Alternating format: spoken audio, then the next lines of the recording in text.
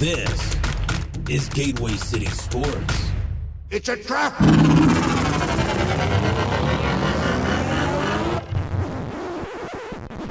Oh, I'm sorry. Did I break your concentration?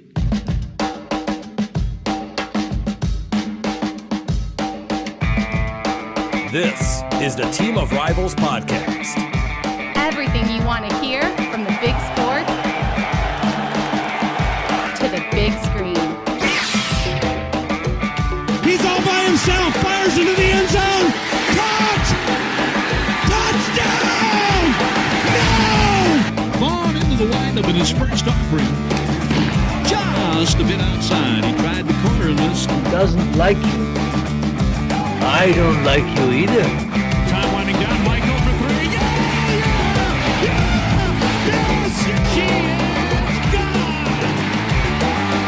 I don't believe what I just saw. Go crazy, folks! Go crazy! You believe in miracles? Yes!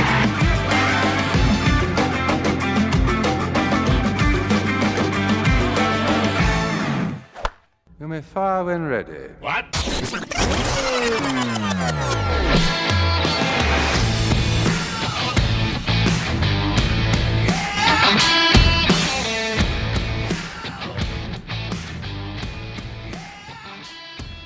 I'm supposed to talk here, but I'm just enjoying this. And look, I know that I have a lot of crow to eat because a month ago I was ready to tear it all down, but it's going to be some delicious, delicious crow. Last place on May 1st. First place and a sweep of the Padres here on June 3rd. This is the Team of Rivals podcast. It's Thursday, June 3rd.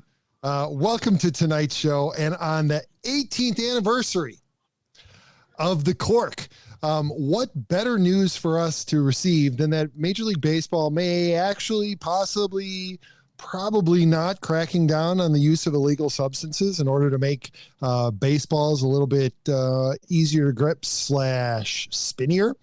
I'm sure we'll have plenty to talk about there. But before we get into it, just want to welcome you all to the podcast. Proud members of the Gateway City Sports Network. You can follow us online at teamofrivalspodcast.com. We're on Instagram and Facebook at Team of Rivals Podcast, and we're on Twitter at Team of Rivals Pod. For those of you watching us live, don't forget, hit the like and subscribe buttons, and you're going to want to do it before Saturday. I'm just telling you right now, hit those like and subscribe buttons. Be sure to ring the bell on YouTube so that you receive notifications anytime we post new content, including when we live stream the upcoming contest between the show infiltrator and the permanent and occasional guest host who's joining me tonight, 19 wrestling champion Elliot Dewey, and number 48 in the 2020 edition of the Top Cards on Twitter, Ron Nuttall. Hey, Ron. How you feeling, buddy? Well, battered, bruised, beat up, a little shorthanded. I feel like my depth is being tested right now. That kind of thing.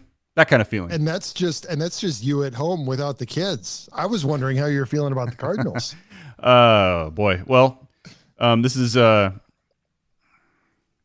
it's such a high-low time because look, you try to give yourself a reality check and say, look, we can kick the Pirates' ass all year long. We can take 3 out of 4 against a not so great Arizona team, and you kind of fool yourself. Even being disappointed most often, it feels like, by a team just not fulfilling expectations, is fooling yourself that, gosh, we just took 3 out of 4 against someone, and you kind of filter out the fact that, you should have done that against a team that's like 18-32 when you faced them. And then you walk into LA and it's just like smacking into a wall of reality. And the gap in talent, readiness, just overall domination, wasn't any more clear until you run into a team that's just stacked from top to bottom like LA. You do realize sometimes how big those gaps are. That's a chasm, boys. So hey, you know what? You take that first inning out of last night's game, and you guys were right in. We were tied. Yeah. So there's a moral. Well, no, if I take the first inning out, they still win 3-2. Elliot, That's weird. That's weird because the Cubs are currently 6-0 against the NL West. Not just 6-0 against the NL West, they're 11-1 against the Padres, Dodgers, Mets, and Cardinals. And guys, seriously, and you can answer this any way you want to, but blow it up. If nobody was watching you, no other Cub fans or anybody that you've ever talked shit to was watching you, and they said, "Hey, would you bet 2 months' salary that the Cubs are going to sweep the Padres?" Both you sons of bitches would have said, "Absolutely not." Hell no. No, absolutely not. And so, hey, kudos to them. I mean, look, I know the Padres were in Chicago, but what's the difference, right? It's still the Padres, and it's not like it's frigid temperatures in Chicago right now. So, they handled them. I don't know how close some of those games were, but they weren't very close. The couple that I saw, at least just looking at the score. So, yeah, swept San Diego. They just swept St. Louis. Pretty hand. I mean, they swept them pretty easy when the Cardinals were out there. The last two games against the Padres actually were close. The middle game, obviously, they came back and they won by one. But then the last game, the sweep, it was close right up until that last inning, and then they just poured it on. So it's not like the score wasn't indicative of how close the game was. Yeah. Which makes me wonder, Elliot, are you a little nervous about bringing back some of these guys who have been on the DL? Because I don't know, they're on a run, Yeah, it's been really weird. I was thinking about this today. I'm like, we're supposed to get. I mean, we got Hayward and Marisnik down or over in South Bend, or are they in Iowa right now? They're in Iowa. Who gives a shit? They're in the Cubs farm system. We don't care where. Just keep going. Right, but yeah, I guess that's a moot point. So they're supposed to be coming back, but there's these guys that are actually performing pretty darn well. Patrick Wisdom, I mean, where the hell did this guy come from? I have no idea where he came from. What an idiot organization for letting him walk, right? All I know is the guy doesn't wear a shirt underneath his jersey like Pete does, and he hits home runs. I mean, no. I don't want to lose exactly. Here, just take him off screen. All we need is the gold chain. Just I'll get please give me the gold chain. I'll call Riz. You know at this point, awesome. That's exactly what he's going to be wearing next week, like the whole damn time with the top button, right?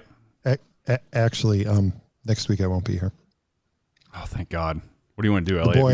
The boy and I are heading down to Galaxy's Edge. Ooh. I got a special treat for you guys, too. We got another interesting voicemail, but we'll save it for that content later on. So Ron, what was more difficult in the last, let's back it up, the last 2 weeks?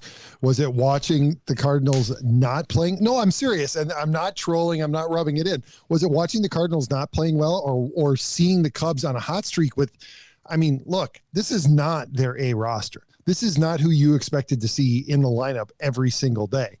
And they're hot. Yeah. What were you expecting to, what was the tough part about the last 2 weeks?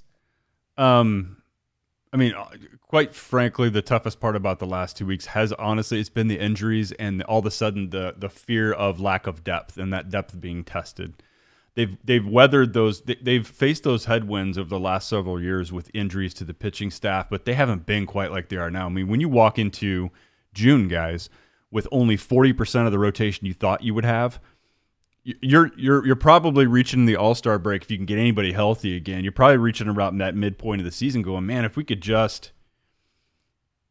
Oh, my uncle has a comment on here on the chat. Hold on. But if you can reach that midpoint of the season and still be 500 or competing, by the time you get guys back, you're probably feeling better. However, Miles Michaelis, I don't know if he's ever going to throw another pitch in a Cardinals uniform. Jack Flaherty with an oblique injury, guys. We've seen this all the way back. You could be done for the season. I know, right? And so those are... you look at what happened to Rowan Wick. Yeah. And those are one of the toughest things to come back from. They are. Woody Williams for the Cardinals back in the day. I mean, he was never quite the same after he had a recurring oblique injury, and it was just... That's freaky shit, man. And so, that's two pitchers you thought you were going to be able to count on. Probably 1, 2. And then you don't have them. And so, look, I know Carlos Martinez isn't injured, but he goddamn should be. And so he's going to be if you get anywhere near him. No, I would not cause physical harm to him. He's still an athlete and probably pretty capable of kicking somebody's ass. So I know those guys look tiny on TV. It looks a lot different when you're, hockey players always thought were small until you got down by the ice. You're like, oh shit, man, all those guys are huge. Carlos Martinez, it's such a craps game every time he goes out. He'd been 4 or 5 games where he'd been pretty solid, and you guys saw or at least heard what happened last night when I informed you about it. Like, complete meltdown, didn't show up for the game. So we're hurting. Kim has not pitched particularly well. He can't get past the 6th inning. Hell, most of the times he can't even get to the 6th inning. John Gant, who was a plug-in starter in spring training because we had injuries, he has been the most reliable starter that the Cardinals have had. And I don't know how long that can be sustained. He's not anything special. I mean, shit, he'll have 167 pitches racked up by the 5th inning every start. So he's not going to go deep right now. Yeah, they're in trouble. And there is no quick fix for this. They cannot keep dipping into the farm system and bringing guys up before they're really ready. And right now, at this point in the season, guys, how many teams, no matter what their record is in the standings, that have any talent that they could ship off or ship out? Do you think they're going to do it now, or do you think they're going to wait to the debt? Like Max Scherzer, I'll just start. Man, that would be like most Cardinals fans' wet dream. A St. Louis product. He's from the area. He's in his walk year. He's 37, so he's not going to demand much after this year. But would it be smart to deal him now? Or would it be smarter to deal into the deadline to real contenders? So, Cardinals are in a really tough place right now. I don't know how they're going to answer this. They're going to need guys to step up, but they've kept going through the dominoes, man. They just keep falling. There's hardly any left. So the well's running dry. Elliot, if at the beginning of the year I had given you the text to that rant, right, and said, pick who that rant is from, Ron or Pete, okay? And only knowing what you knew then, hearing that you only have 40% of your expected starting rotation, and the unspoken truth that Ron didn't touch on there either is the bullpen is in even worse shape. Like St. Louis's bullpen is a disaster area right now. And you read that rant, and the starting 5 and the injuries to the rotation have hurt it even worse. It's exacerbated that problem. They've been overused. The 2 or 3 guys that Schilt can rely on are being used all the time, and they're gassed, man. They're gassed. Yep.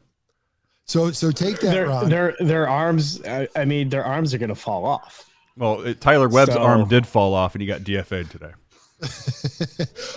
Strike of Jack Peterson. Just splashed one. Yeah. So it's what, 2-1 now, right? So 2-1. Yeah. No, I would have absolutely thought you were. Is that the family downstairs watching the game? Especially if we layered on top of that, Elliot, that a bunch of no names and reclamation projects were being brought up from the minors and were making meaningful contributions in the bullpen. You would have insisted. There's no way you would have thought that was the Cubs. Not just meaningful contributions, like continuous meaningful contributions, not just a couple of games. These guys were playing really good, solid baseball. Like, it wasn't just a hot streak. These guys were playing well before they got hurt. Matt Duffy, Jake Marisnick. I mean, I'm surprised I remember their names because they were no-namers at the beginning, the first 30 days of the season, but they were the only ones performing well while the team was struggling. And then as you saw players like Chris Bryant and Javi Baez and Anthony Rizzo start to pick it up a little bit, then the team started to put it together a little more. And now kind of with Wilson Contreras, I mean, this team looks really good. They look really solid for the core that we've had, Bryant performing at the MVP level that he is, and these no-namers just next man up in it. And that's what's really happened is it's been contributions from every person.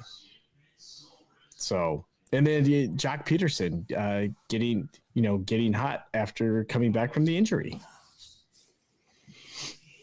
So it's been times are good right now on the north side. It has been fun to watch the last 30 days.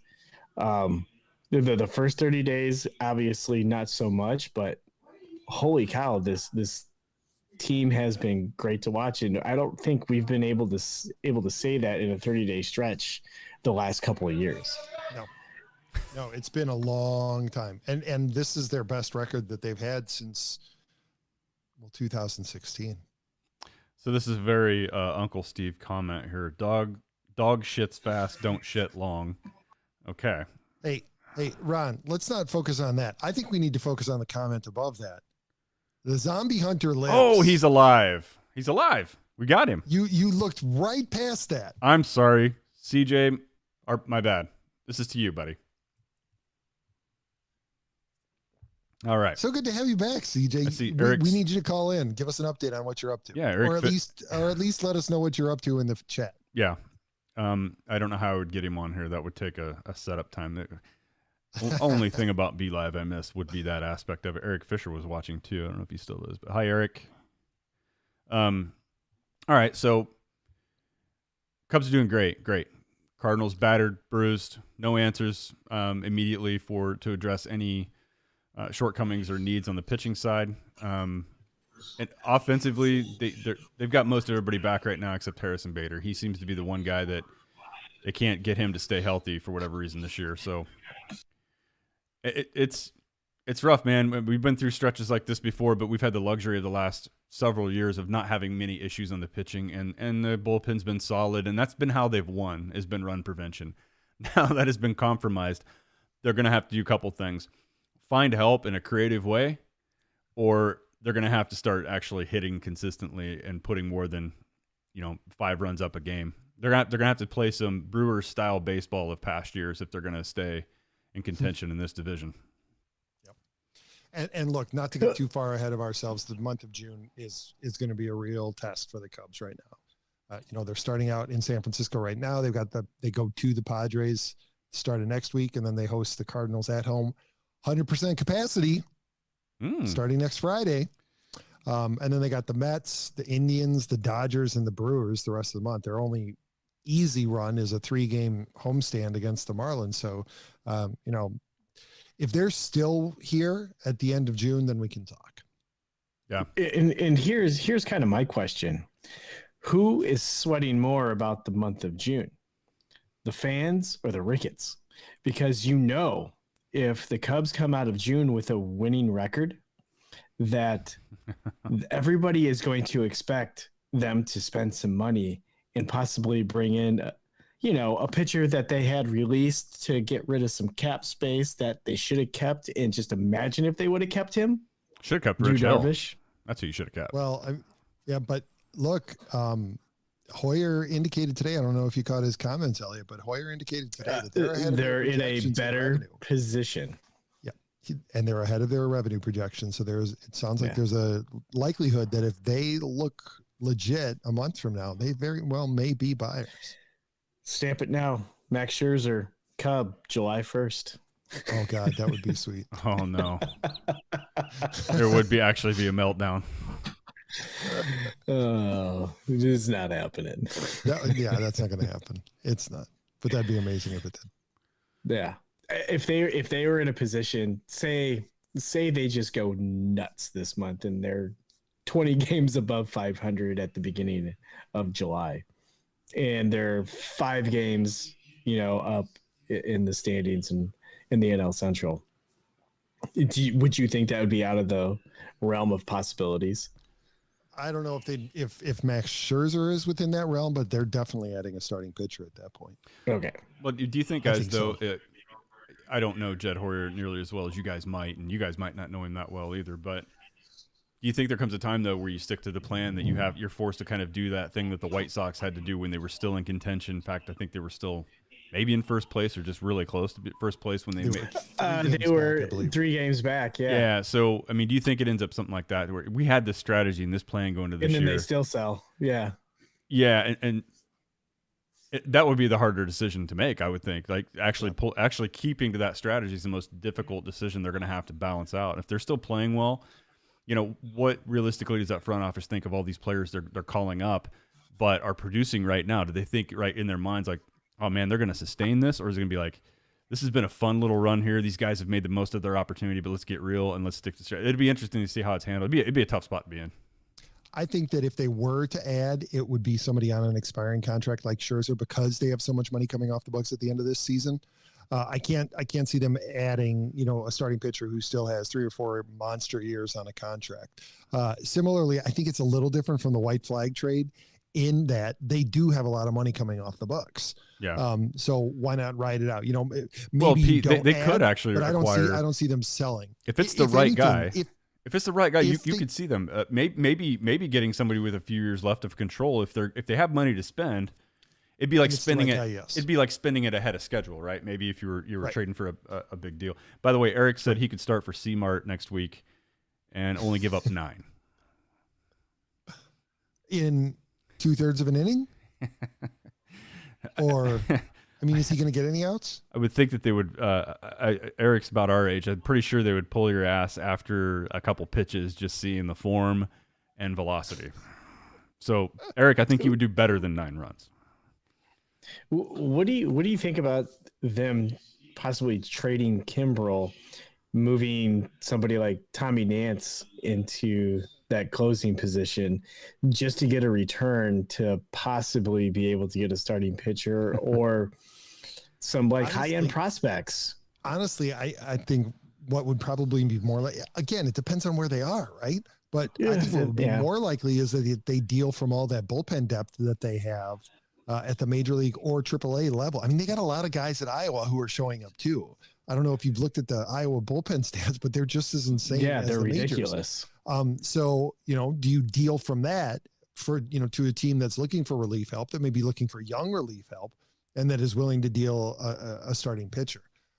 If you feel like you're in a run, I think if you feel like you're going to make a run for the playoffs, I think you got to stick with a guy like Kimbrel. You can't throw a young kid who's experiencing, and I know that Nance is older, but still, I don't think you can put somebody in who's experiencing his first success in the major leagues into the heat of a playoff run. No, Pete, the kind of teams that trade for young players with a lot of control and are unproven are the teams that their window's a couple years away or it's out. Right.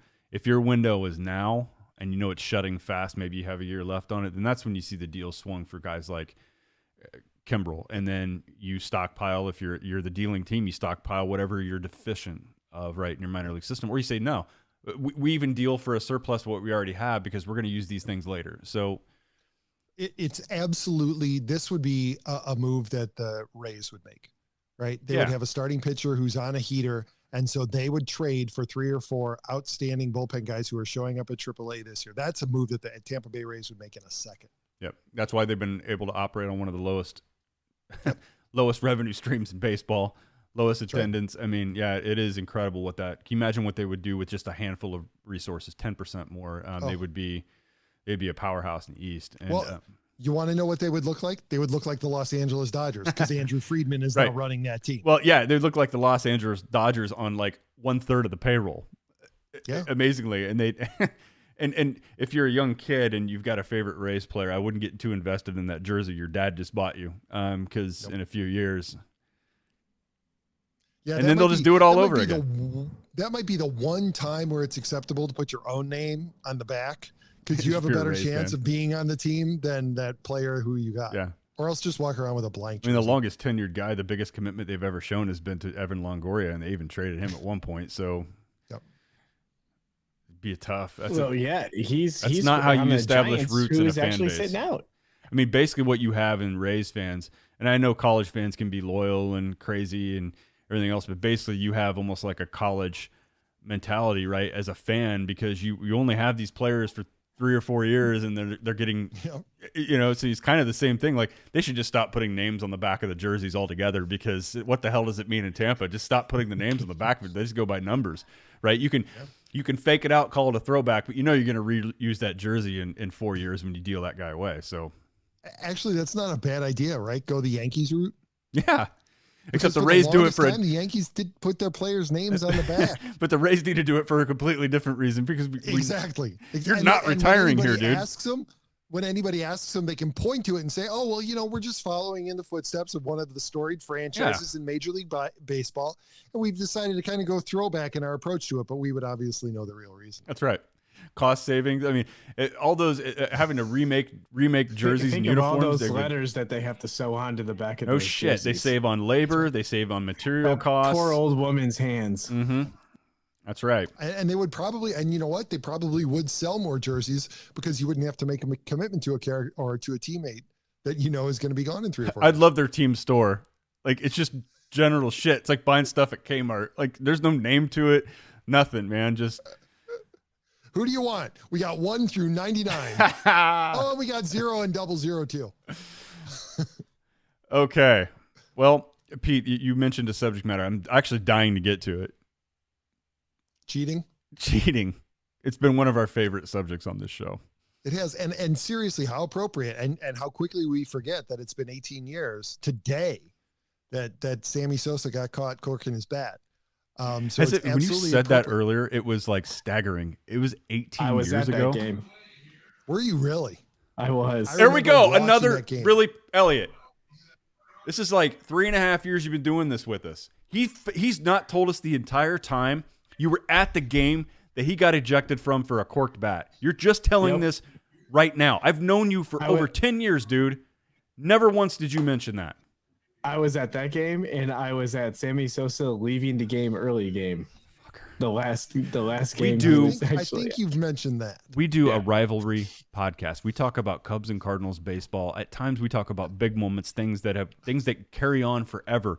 The shirts that say cork on it are from Sammy Sosa. And Elliot Dewey, a co-host on this show we've had for over 3 years. I've known him for more than 10. Just now tonight mentions the fact that he was at the game that Sammy Sosa got ejected from. Elliot, I'm pretty sure I'm going to say what everybody who's ever going to listen to this is saying. What the fuck is wrong with you? Ron, this is absolutely par for the course for Elliot. How long did it take take him to tell us that he won the state championship in wrestling? Forever? Like a year. Yeah, but I knew him for like 10 years, Pete. That's the point. Yeah. This is absolutely par for the course. You know what Elliot's going to tell us? In like 5 years, he's going to be like, oh yeah, no, you didn't know I was partying at Murphy's Bleachers with the Cubs after they won the World Series. Did I not tell you guys that? No, it's exactly what he would do. And Elliot, if you've got more, hold on to it for a few years so we can keep doing this bit. Was I up like on the rooftop with, Bill all Murray. the players and Bill Murray. His guitar tech. Yeah, no, I handed him the pick. If you've got more of these, hold on to them for a few more years so we can keep doing this bit. Oh, I will. Often. It's fun. I will. So yeah, so back to cheating. Apparently, it sounds like Major League Baseball has been compiling evidence, right? Rather than acting on anything, they've been compiling statistics and pictures and everything, and it sounds like they're saying that they're going to crack down.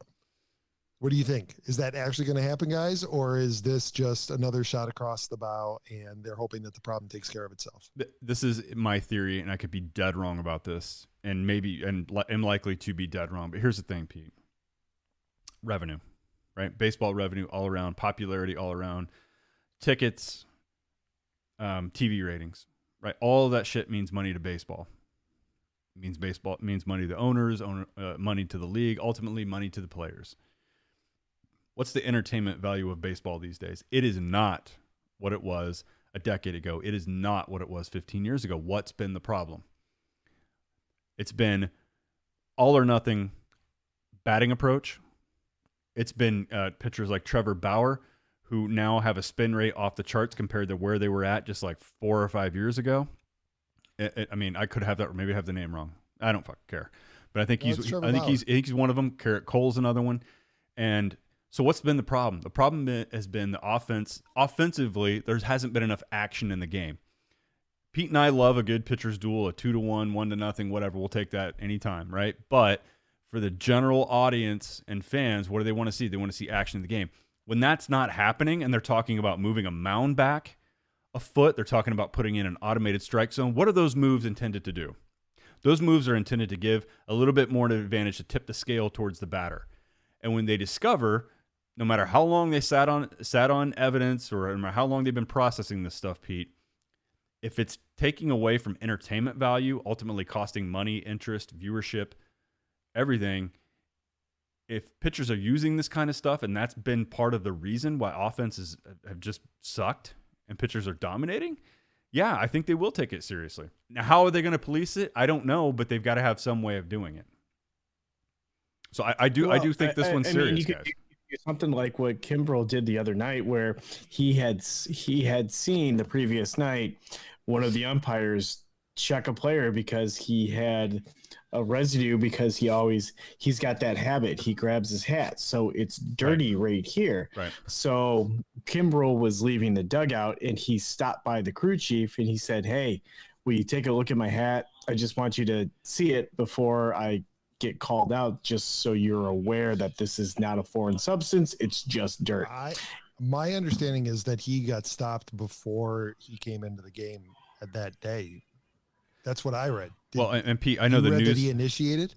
No, it was during the broadcast of the game that he had initiated, and he went and saw the umpire first and said, "Hey, I just want to make sure this is okay before I get." Well, hey guys, but last week, Giovanni in Chicago against the White Sox, Giovanni Gallegos got policed. Not from my gut reaction, like, Tony, you son of a bitch, are you really calling out a pitcher? Because I don't know if La Russa was ever known to do that, but other managers were known to do that to some of his guys. But it wasn't from the White Sox; it was from the second base umpire, I guess. So I know the announcement of the punishment came out today, Pete, but they clearly have gotten words to the umpires to start policing this shit. You just pulled an example of Craig Kimbrel.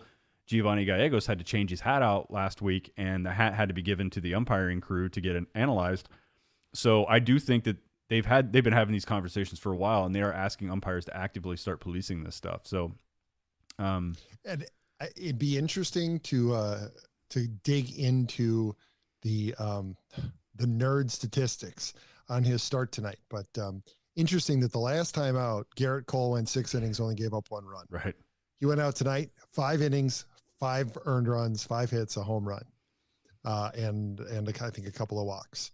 So it'd be interesting to see what his Rapsodo and TrackMan numbers are tonight versus his normal starts. And then check out Bauer's next start too, and any other guy who's been pitching way better than they were a few years ago. So that's right. Yeah. Look, I think this is going to be a hard thing for them to police all of a sudden. Usually the players or the chemists they have back there in the clubhouses are always a step or two ahead of where the league is as far as knowing what's being used. So I think it's going to get tougher and tougher for them to police, but I do think one indicator should be that they look at analytics, and this is the one time I'll agree with analytics are actually a good thing in this case. You see a guy that's spin rate is up 10% where he's ever been all of a sudden because he was in a pitch lab all winter. Bullshit. He's got stickum on his hand, and I don't care how much you change your grip. These guys are all strong professional athletes. You don't tweak it in a pitch lab in the off season. All of a sudden you get, 10, 20% more RPMs on any off-speed pitch just because you worked in a lab all winter. Bullshit. So the one place where I could see that happening, right, is if they radically alter a guy's delivery, right? Sure. If you're seeing the same delivery from a guy and his numbers jump, then yeah, there's something suspicious there. But if you've changed a guy's grip on the ball, the way he delivers, all of that stuff, and he gets some kind of that jump, then I might be a little bit more willing to understand. Well, you might be able to plead a case. Yeah. Yeah. And also the really frustrating thing about this is that the solution to this is entirely within Major League Baseball's grasp, right? Because the reason that players say that they're using this stuff is because the balls are too slick and they can't get, and which is legit, right? You don't want a ball that a pitcher can't grip and then the batter is literally in danger in the batter's box.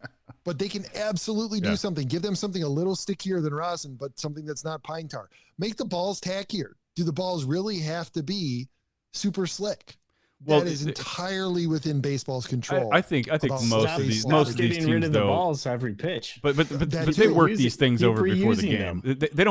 They don't give these guys a ball right out of the package, right? Like they take the plastic off hands. They get rubbed up. So they're not like, let's not be crazy here. It's not like they're throwing like water balloons that are so slippery. No, right. But still, depending on the specifications that they're putting down for the leather that's being used, that's absolutely going to determine how much grip the ball naturally has, whether or not you mud it up. Yeah. Well, I don't know. I mean, you probably faced a lot of people during an amateur career, and yeah, there's some people that are wild because they're just wild. Right. Yeah, I don't know. Look, if this levels the playing field a little bit more, I'm all for it. But I'm also not about willy-nilly throwing rules and changes around the league. We've seen it enough, and it's like all of us want this one I'm on board with, but most of these other proposals and changes, automated strike zones, all this other shit, man. I think we all just want to take a collective timeout. Can we just get back to playing the game for a while? Because I think we're all reacting really strong, the league included, over the numbers and the popularity. And so I do hope that this madness ends and we get rid of shit like the 3-batter minimum for a pitcher. I've never been on board with that one. Runner starting on second base. I don't know if they're going to have a post-mortem on all these changes and an evaluation, have these changes actually impacted the game in a positive way? I could see those two going rather quick, both of those rules. I hope. Well, I'm sure we'll find out next year, or actually, yeah, over the winter. I predict the one of those two, when one of the those two collective that's bargaining likely to agreement. go. I think the one that's likely to go is going to be the 3-batter minimum. Yeah, I can see the man on second in extra inning staying, and honestly, I can see the seven inning doubleheader staying. I love that. Yeah, I'm fine with that. I am too. Yeah. Especially if it means that you get more scheduled doubleheaders as part of the season schedule. What Scheduled about on the Sundays. what about the 7 inning no hitter? It should count. Well, I mean, that's not a no-hitter. Tell you what, you can have that no-hitter after you get the first 7 innings. You start the next game. You get 2 more innings of no hit. 2 more ball. innings. There you go. Okay. You got it. Or you can, you can come in at the end of the game. You can close out the last 2 innings of the next game. And you know what? You need to And have 9 innings. if they start scheduling more doubleheaders because of this, and they'll just have a section of 7 inning no hitters, separate from the 9 inning no hitters, Which they've done. I think that they put asterisks on that. If it was a less than full game no hitter, because there have been some. Is that the same asterisk next to Barry Bonds? No, that asterisk is not next. To damn Barry well Bonds. he doesn't have one on his head. It is his head. It is his head. His That's asterisk right. was his hat size. I mean, let's be That's right. honest. You see you see that grape of his when he was in Pittsburgh, and then look at it his last few days in San Francisco. When it was a watermelon. Yeah, Literally, his head blew up that much in size. at least from the pictures and yeah. images we see. Because that absolutely happens to you in your 30s. The size of your head expands. It did to my started dad. out like It did to my Ricky father. Henderson. My father looks at his license and said, "Look, I look like a goddamn great pumpkin." And so I know that does happen with age, though. Like, you look way different than you did when you were 22 years old. But yeah, Barry Bonds is an extreme case there. That was. I don't And you know what? believe At this it. point, Besides guys, my gray hair, I look exactly the same. you kind of do. I know we've talked about all the PEDs and cheating and shit like this before. I'm like, so I've heard fewer conversations about that steroid era or anything else in baseball, and I'm kind of glad I'm not hearing about it as much anymore. I've kind of gone past that point where I care. It's like it was widespread in the game. It was like the cocaine problem that society had in the early 80s, and it trickled into baseball, and we had it there. It's like, okay, it was a thing. It's what happened then. We all know it. Let's just get over it at this point. Like, I don't care. Barry Bonds evidently can't. As good as a hitter he was, it doesn't mean you're going to be a good coach, or you can't translate all that stuff in your head and communicate it effectively to other players, because he tried that with the Marlins and he didn't last as a hitting coach very long. So for whatever reason, but you'd like to see guys like that involved with the game in some way, shape, or form. But you know what? Some guys just won't be. They're just not good teachers. They might have been fantastic, great Hall of Fame players. They just can't really articulate to people that have a lot less talent than them. Like it'd be like, hey, what? You can't see the seams on that curveball? Like a normal person, human going, no. Well, why not? Like, you can't do anything about that. Like, freaks like him could probably see that. Chili Davis. He's bounced around quite a bit. Yeah. Yes. Hey, let me ask you guys something just as we wrap it up, because I think we're there. Chris Bryant, clearly right now the leader for All-Star at third base, but he has played more games in the outfield this year than at third base. So does he start, or do you put him in the outfield? Because why the hell not? That's a great question, because the dude is now the definition of super utility. Right. He plays the only positions that he doesn't play are in the middle. He doesn't play second. He doesn't play short. He doesn't pitch, and he hasn't caught. But he's played everything else. He hasn't pitched yet. He hasn't pitched yet. Well, unless he can get Rizzo. Rizzo's gonna be the one that say, "Hey, man, I got this," and then he'll strike out Arenado or something like that. So, hey, I read something else the other day, because this is obviously just a potpourri show.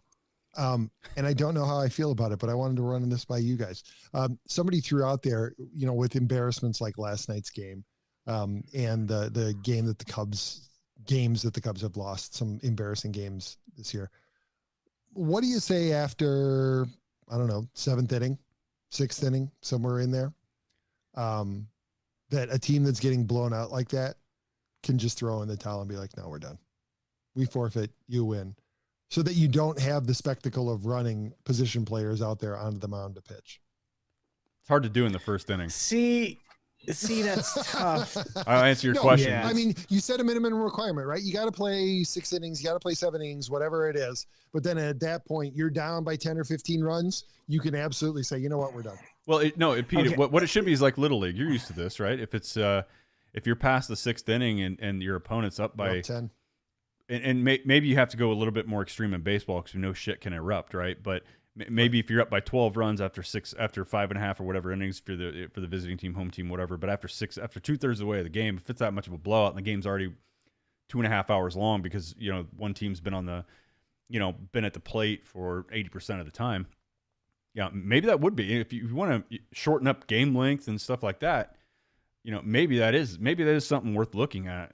Maybe even more so than shortening up the extra innings by putting a runner on, maybe even more so by saying, hey, if you change a pitcher out, he's got to face a minimum of 3. So I don't think it's crazy. There's a 10-run rule in Little League, even all the way up to high school. So yeah, if you get to, or maybe that's it. Maybe it's the point where if you run out of pitchers, you can just wave the white flag and say, we're done. I'm not going to send Anthony Rizzo out there. I'm not going to send Yadier Molina out there. We're done.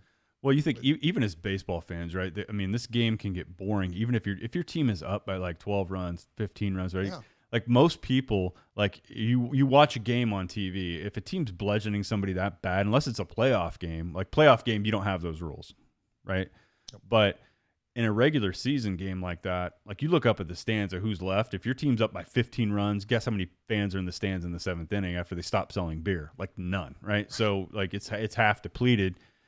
The only risk you run is pissing people off that have driven there like 4 hours to watch a game, and you end it in the 6th inning because there's a big blowout. But look, I don't think it's something baseball would ever do or entertain. But yeah, throwing position players out there, like it hasn't happened that often where somebody's been injured to a point where it's put them on the DL or IL that I know of, except Jose Canseco. I do think went on the DL after pitching.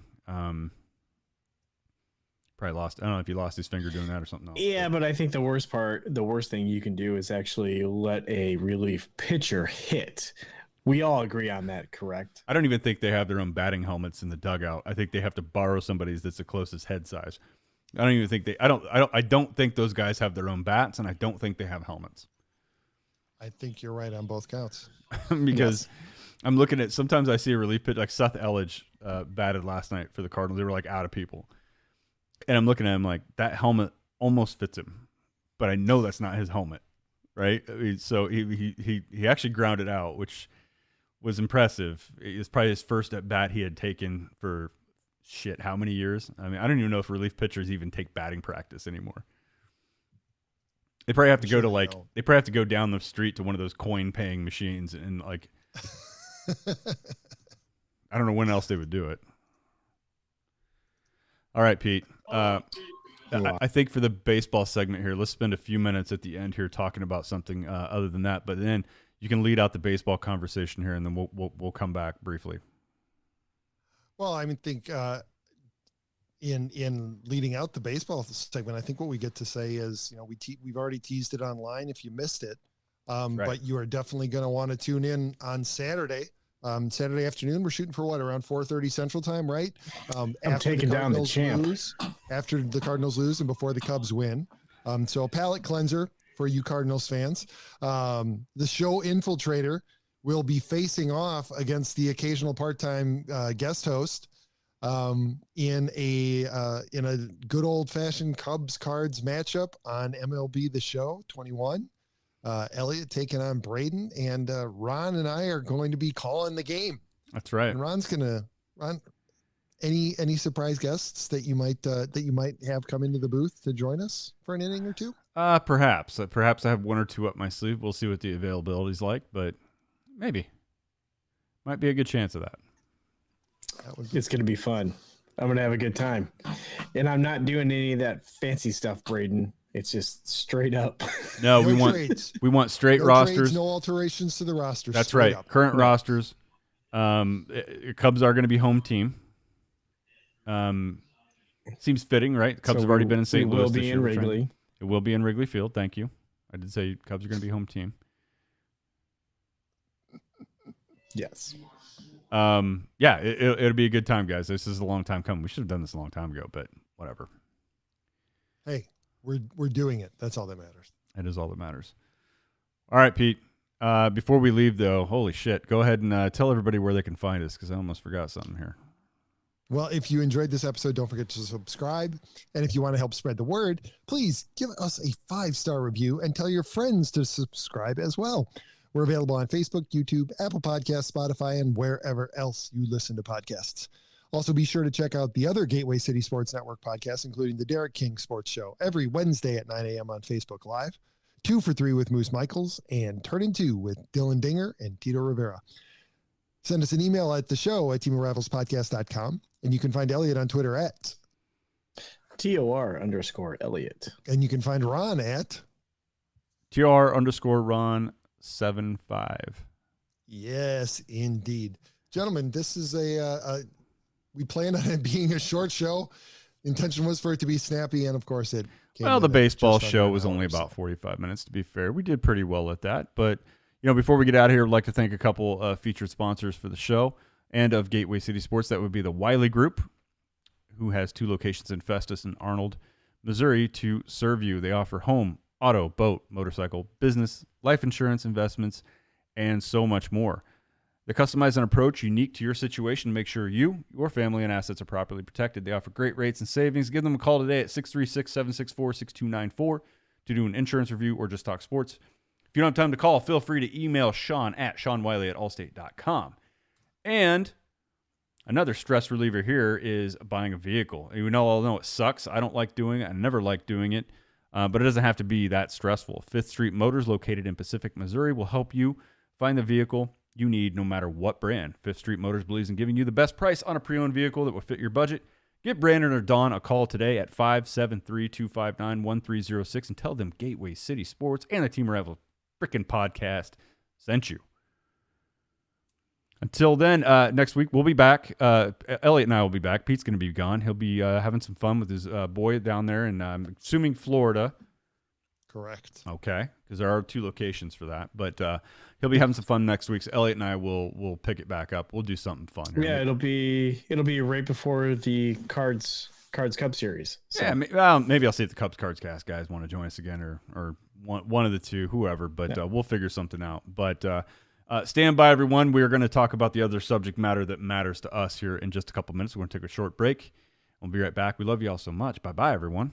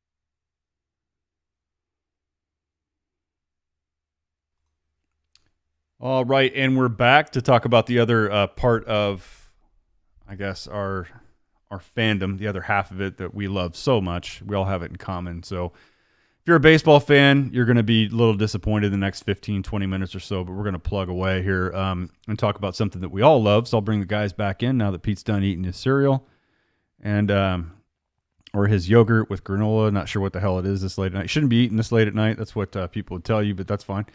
He looks very relaxed, doesn't he? He's totally dropped his pack on the show at this point. He's done, and we'll just. It's lemon granita, so lemon pulp mixed with simple syrup, frozen. It's pretty delicious. Yeah, that's right. I knew it'd be something that I wouldn't. Not good for you at all. Yeah, Elliot, what likelihood did you think he was going to pronounce something that neither you or I could spell? I still don't know what he said. I know. I don't even want to ask him to repeat it. All right, guys. Strange enough, so we're getting into Star Wars topics right now. We have another random, just kind of odd voicemail that was left for us, and I'll just go ahead and play it now. Here we go. Hey guys, this is Dave. I was giving George gave me, he gave me a little tip and sent me a link and said, "Hey, check this out. These guys are big fans." And I'm like, "Oh boy, I've got a few of those these days." But anyway, I was gonna thank you, by the way. That's very kind. I just wanted to tell you guys a little hidden scene, and I guess the original ending to The Mandalorian season 2. It wasn't going to be Luke Skywalker. That was the whole thing. I mean, it was going to end the series in a way that would have, you look around, make sure nobody's here. It'd have been some kind of shit Rian Johnson would have pulled, right? And so I'm just wondering if he snuck that one in there somehow, but maybe he got John drunk or something. But anyway, we originally shot it, and I was supposed to be the one in the X-Wing. I was going to get out, and then I get out, and my astromech gets out, and I start walking through the hangar bay, and I see all these droids, and I'm like, oh God, I cannot do anything about this. So I get back in the X-Wing and leave. And the end of the episode, everybody on the bridge is pretty much gone except Grogu and Moff Gideon and a few of the droids that managed to get through. So the test audience hated it, and so I already had Mark on standby. I knew this is one of those, you know where this is coming from, guys. But anyway, I just want to tell you about it, and thank you. I'm the head honcho now, and I've only got one more person to take out, and it'll be Dave's show. All right, fellas. If you ever want anybody on to talk about penguin hockey or something, just give me a shout. All right, fellas. Bye. That was very kind to him. We were singing his praises a few weeks ago about getting promoted to what is it, executive director, creative director at Lucasfilm, and I appreciate him thinking about us a little bit. But that would have been a shitty ending to Mandalorian, huh? Yeah, I'm not sure that would have gone over well, and I'm not sure many people would be looking forward to season 2. But I think I agree. That would have been if Rian Johnson would have been able to write and direct the last episode independently away from everybody at Lucasfilm by himself. That's exactly what he would have done. Let the past die. Let the past die of just a few weeks ago. You son of a bitch. I still hate your movie. And that's just where we'll leave it. But the Bad Batch continued last week. One of those episodes where, I don't know, maybe it's a little bit forgettable one. And it's like I kind of left after last week feeling like, boy, I really want to get back onto the plot. And I know, but again, guys, I know that none of this stuff is ever thrown away. It matters at some point in time in the Filoni-verse. It'll come back, and we'll appreciate it. I just still felt like it was another one of those. Like, God, could we get on with the fun stuff? It'll pay off later. The last couple of weeks, I've enjoyed them, but I agree. This kind of feels like watching the old Bears. And they're just moving the ball. They're marching the ball down the field, a little bit at a time, a little bit at a time, a little bit at a time. We're not seeing any deep shots at the end zone, but the ball is being moved forward, inch by inch by inch. And I think you're right. And it kind of plays into that football analogy too, right? We keep doing jet sweeps left, and we're only gaining 3 or 4 yards. But one of these times, Filoni's going to pull out that flip reverse, and you're going to see Willie Gault running up the right side of the field all alone, and we're going to be sitting there at the end of the week with our minds completely blown because he's been hitting at it the whole time, and all of a sudden here we are. So, guys, not going to lie, I did not watch episode 5. Oh, yeah. What? Yeah.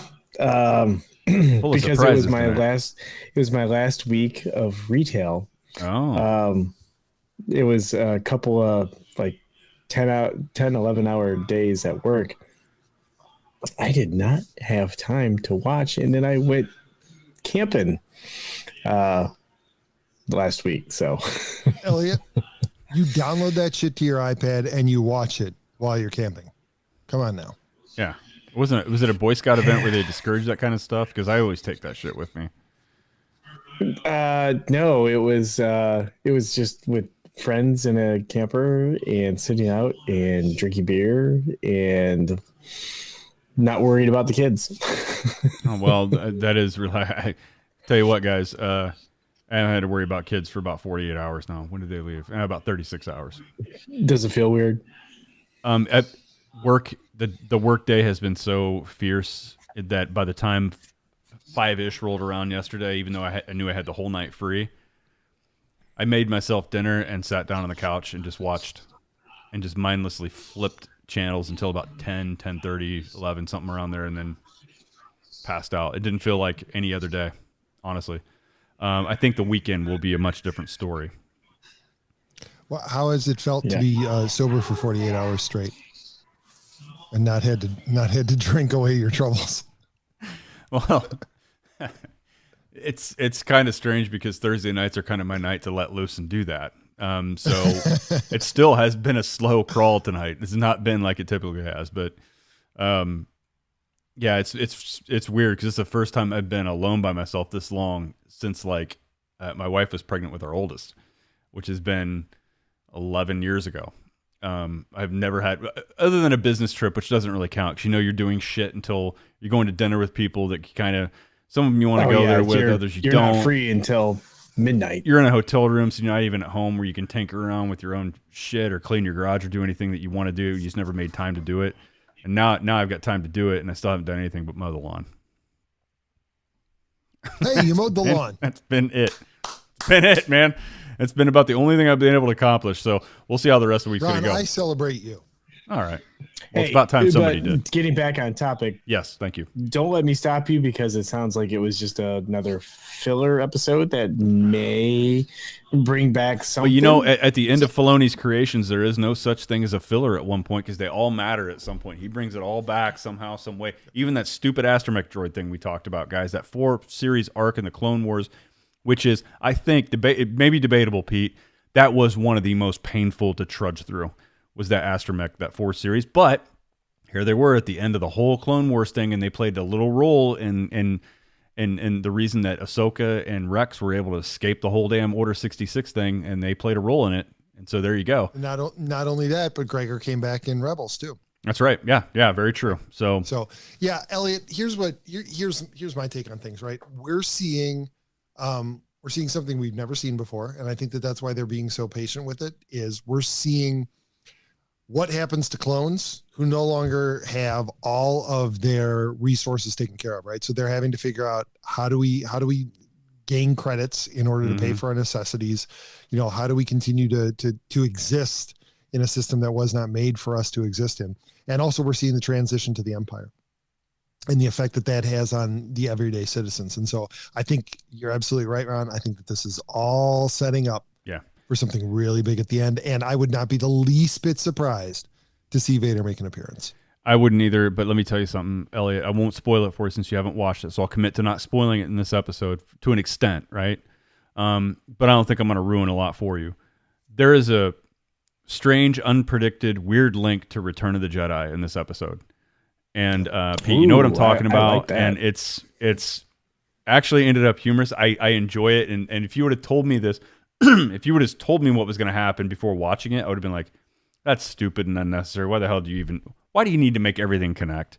But this is one that I actually thought was pretty entertaining. And I tell you, Pete, the character that I think will matter in this episode that will show up later is who the Trandoshan female who brokered this deal. I actually enjoyed this character, smart ass. But I totally see this as one that shows up later at a key time event when when those guys need something done or they need a favor to add, I mean, something that they go to a person like her to get something done critical. And so I think this will come up later, and I think that's the character we'll see pop up later. I don't really see them going back to the group that came at the end with the thing I'm talking about that tied to Return of the Jedi. I think that served a little bit of a purpose and a little bit of a nod and a tip of the hat to everything that happened before, but I don't think that's the part that'll show up again. I think this person they're dealing with who's connected will be the thing. Yeah, it ends up being their Maz Kanata. Yeah. In a way, yeah, it's a pretty good comparison. But I enjoyed that character. I liked the way it was voiced, and I liked its attitude. And I really appreciated the way that the character's identity was revealed. Mm-hmm. Right. That there was a feint, and then it wasn't. It's an easy character to ignore when you don't know who they are, and when they reveal themselves, it's just exactly like the Master Yoda thing. When Luke found him, at first you're like, you insignificant little piece of shit, and then that's a Jedi Master. And this is kind of like obviously not the same scale, but it was a very similar thing to where you don't really look like you matter to anything, and all of a sudden you're like, no, you're our point of contact. And so, and that absolutely, that's a great. Well, we'll see how apt a comparison that is, Ron. But that's a great moment that you bring up, because I remember that in seeing Empire for the first time in theaters, right? And you see this little creature, and you're like, what the hell is this talking toad? Yeah. And where is this going to lead? Because you're thinking, powerful Jedi. You were thinking some kind of 8-foot tall human who something you could do everything. You're expecting to see William Wallace show up as a Jedi, and that's the Jedi Master. Exactly. And what's impressive about that, Pete, that you bring that up when you saw that originally, and I remember seeing it originally too.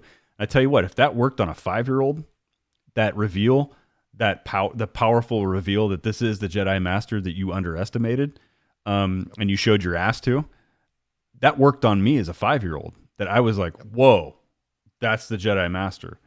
And so it almost taught you a lesson, even at a young age, like, don't underestimate people, like, just because of what they look like. And you got those lessons throughout that whole movie. Judge me by my size, do you? You can't lift the X-wing, big tall guy, but I can. It's I don't know. It's packed with a lot of stuff like that. Do not. There is no try. Right. Best movie ever. Yeah. And fuck you, Rian Johnson. Impossible. Well, that is why you fail. If we didn't already have a show title, that could be an alternate show title. Fuck you, Rian Johnson. But Elliot already gave us our show title. Yeah, that's got to be a whole Star Wars dedicated episode if we're going to title it that. We won't get a single baseball download if you do that. Maybe if you say Randy Johnson, we code it a little bit. Spell it wrong. Yeah, we can get creative. Oh, I'm sorry. That was a mistake. I'm sorry. That says Rian Johnson. You just got to look at it through these glasses. Yeah.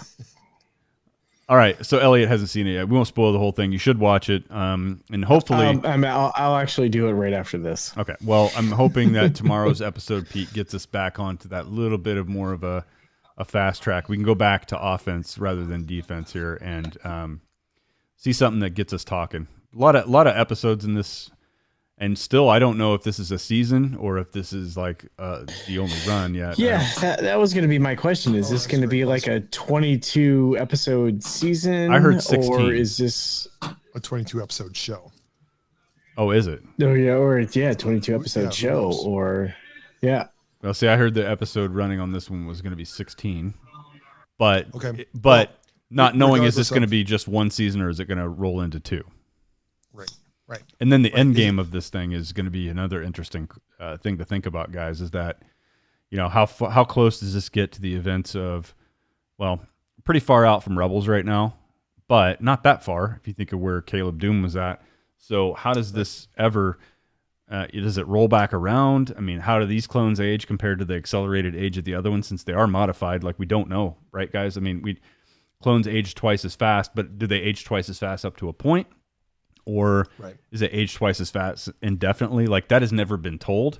So that could be something that could be altered or tweaked to fit clones later in the storyline, perhaps even into The Mandalorian. But so it'd be interesting to see where this storyline ties up. I just don't know, but I think it'd be fascinating.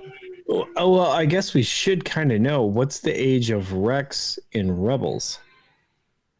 He looks pretty old. I mean, but remember, he was not an unaltered clone. I mean, he was a clone that succumbed to Order 66. He had the accelerated aging, everything else. So we don't know about this Bad Batch. Like they weren't affected. I mean, with the exception of Crosshair, which I think hopefully we get back to his storyline too. And does he end up coming back to the unit? Do they end up fixing him like somehow? I think he's going to be a big fixture of the end of the season. Here's an interesting, or the last part of the season. But here's a very interesting theory I heard. And I want to get your take on this, guys. I don't know if it's true or not. It's just one of those things floating around on like YouTube from one of those streamers that are talking about this. But somebody had a theory that Crosshair is the prototype Death Trooper. He's tall, slender, can shoot. And look at the outfitting of his crew. Green lenses, black armor. Exactly. A lot of things to point at there and go, wow, this really looks like a template for the Death Trooper. Because we never hear the Death Troopers talk. They're talking in some kind of coded. It's all encoded. Yeah. So.